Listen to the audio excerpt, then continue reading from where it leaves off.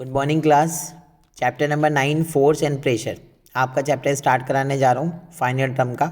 ठीक है, फोर्स देखो क्या होता है। फोर्स हमारी डेली बेसिस की लाइफ पे अगर किसी भी बॉडी को हम पुल एंड पुश करते हैं तो उसको हम फोर्स बोलते हैं। ठीक है, यानी कि अगर किसी भी बॉडी को कोई बॉडी मूव कर रही है उसको हम स्टॉप कर दें, कोई बॉडी जो है रेस्ट पोजिशन पे उसको हम मूव कर दें, तो ये सारी की सारी चीज़ें जो होती हैं वो फोर्स की मदद से हम लोग परफॉर्म कराते हैं। ठीक है, एंड नेक्स्ट है प्रेशर। प्रेशर क्या होता है? किसी चीज़ पे कोई एक्सटर्नल फोर्स को अप्लाई करना है ना।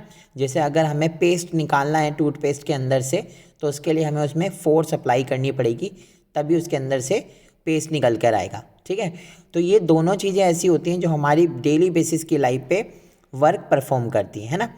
अगर हमें किसी स्विच को भी पुश करना है तो पुश करने के लिए भी हमें फोर्स की रिक्वायरमेंट होती है। ठीक है, अब जो ये फोर्सेस होती हैं इनके भी टाइप्स होते हैं, है ना। एक फोर्स होती है जो सेम डायरेक्शन में अप्लाई होती है, एक फोर्स होती है जो अपोजिट डायरेक्शन में अप्लाई होती है ना। जो सेम डायरेक्शन में अप्लाई होती है, जब आपको ऊपर दो बच्चे दिखाई दे रहे हैं जो सेम डायरेक्शन में फोर्स को अप्लाई कर रहे हैं। नेक्स्ट अपोजिट फोर्स होती है जो आपको दो बच्चे अलग अलग पोजिशन पर दिखाई दे रहे हैं, है ना। तो ये क्या होता है कि फोर्स को अप्लाई करना। अगर हमें गोल कीपिंग करना है, हमें हॉकी खेलना है, हमें कोई भी गेम प्ले करना है, तो उसके लिए हमें फोर्स की बहुत ज़्यादा रिक्वायरमेंट होती है और फोर्स हर किसी चीज़ में एक बहुत बड़ा रोल प्ले करता है। ठीक, अब देखो इफेक्ट क्या क्या होते हैं फोर्सेस के। Force can change it state of motion into state of rest. अगर आप कोई बॉडी मूविंग पोजीशन पे है तो आप उसको रेस्ट की पोजीशन पे ला सकते हो। Second, force can change is state of rest into state of motion.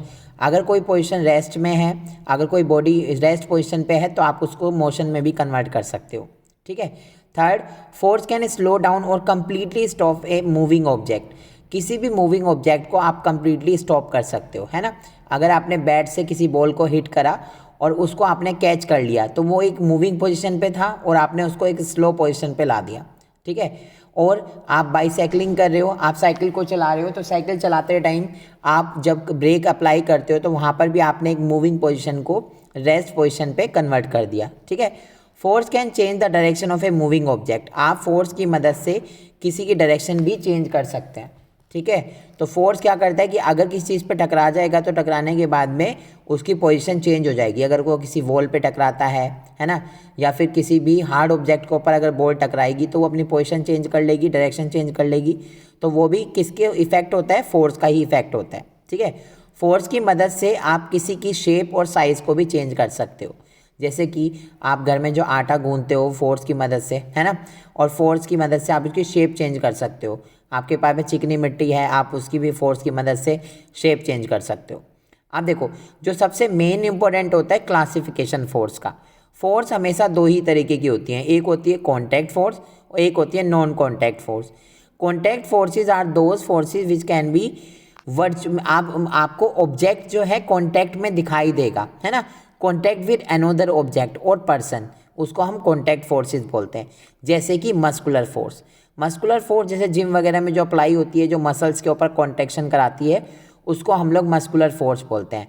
Fractional force जो अपोजिशन होती है, जो हम चलते हैं किसी सरफेस के ऊपर, तो सरफेस के और हमारे बीच में जो कॉन्ट्रैक्शन रहता है उसको हम फ्रैक्शनल फोर्स बोलते हैं। ठीक है, थर्ड फोर्स आती है आपकी जिसमें हम लोग बात करते हैं नॉन कॉन्टैक्ट फोर्सेस के बारे में। नॉन कॉन्टैक्ट फोर्सेस वो फोर्सेस जो आपको दिखाई नहीं देगी, forces that do not need physical contact, जिसमें फिजिकल कॉन्टैक्ट की रिक्वायरमेंट नहीं होती, with the object on which they are acting, उस ऑब्जेक्ट के ऊपर जिस पे वो एक्ट कर रही है। ठीक है, सबसे पहला इसका एग्जाम्पल होता है ग्रेविटेशनल फोर्स। ग्रेविटेशनल फोर्स वो फोर्स ऑफ अट्रैक्शन होता है जो ग्रेविटी अप्लाई कर रही है, अर्थ हमारा जो है ग्रेविटी वो अप्लाई कर रहा है किसी ऑब्जेक्ट के ऊपर, उसको हम ग्रेविटेशनल फोर्स बोलते हैं। ठीक है, ये एक नॉन कॉन्टैक्ट फोर्स है। सेकंड होती है इलेक्ट्रोस्टैटिक फोर्स। इलेक्ट्रोस्टैटिक फोर्स जहाँ पे दो चार्जेस के बीच में कॉन्ट्रैक्शन होता है उसको हम इलेक्ट्रोस्टैटिक फोर्स बोलते हैं।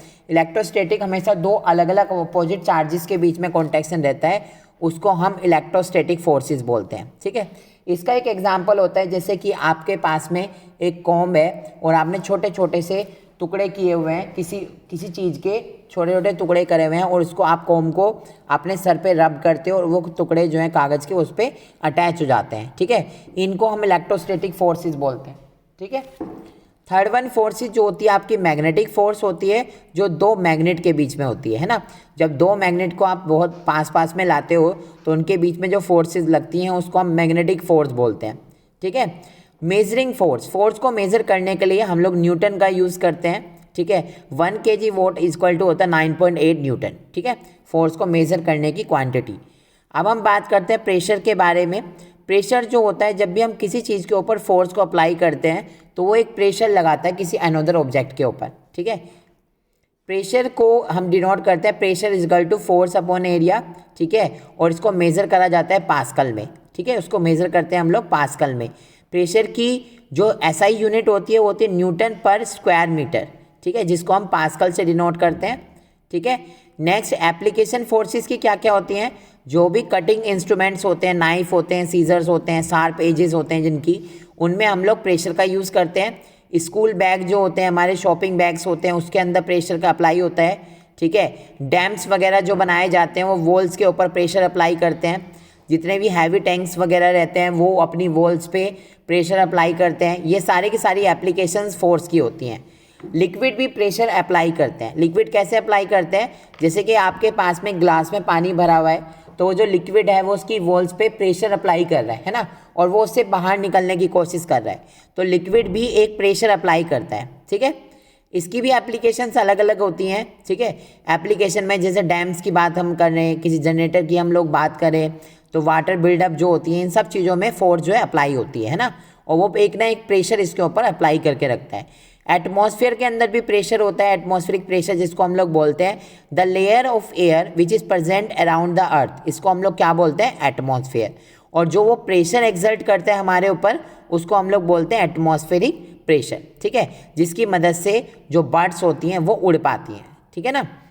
ठीक है क्लास, आपका चैप्टर ओवर हो गया। Thank you class.